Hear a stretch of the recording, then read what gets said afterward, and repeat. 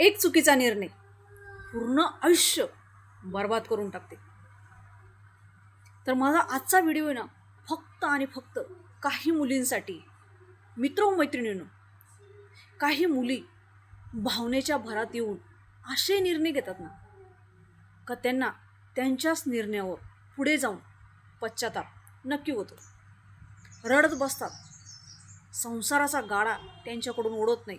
Struggle त्यांच्याकडून होत नाही. का? वय कमी असतं. त्याहीपेक्षा स्वतःच्या पायावर ते उभे नसतात. काय करायचं काय नाही करायचं एवढी अक्कल त्यांच्यामध्ये नसते. बास, झालं आयुष्य खराब. परंतु त्यावेळेस जर थोडंसं आईवडिलांचं ऐकलं असतं तर.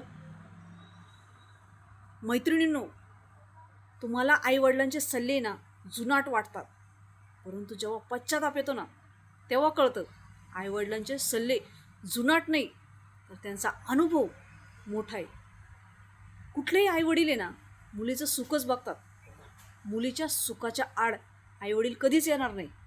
परंतु मुलींना पण थोडासा दम धरायला हवा. आईवडिलांच्या सल्ल्याने थोड्याशा गोष्टी करायला हव्या. कसं असतं माहिती आहे का, जेव्हा मुली एखाद्याच्या प्रेमात पडतात ना, समोरचं गोड गोड बोलणं ऐकून त्या पिघळून जातात. त्यांना फक्त समोरचा आपला वाटतो आणि आईवडील दुश्मन वाटायला लागतात. कारण आईवडील त्यांना योग्य सल्ला देतात. तो सल्ला त्यांना कुणीच देणार नाही. त्यांचे मित्र मैत्रिणी कुणीही त्याला तो सल्ला देणार नाही जो सल्ला त्यांचे आईवडील देत असतात. कारण आईवडिलांचे बोल अनुभवाचे असतात आणि शेवटी ना तेच महत्त्वाचं असतं, अनुभव. आणि हाच अनुभव आपल्याला कमी पडतो आणि आपण विहिरीमध्ये जाऊन उडी मारतो. लग्न तर करायचं असतं, परंतु थोडीशी अक्कल येऊ द्या. स्वतःच्या पायावर उभं राहा. नंतर लग्न करा, नंतर प्रेमात पडा.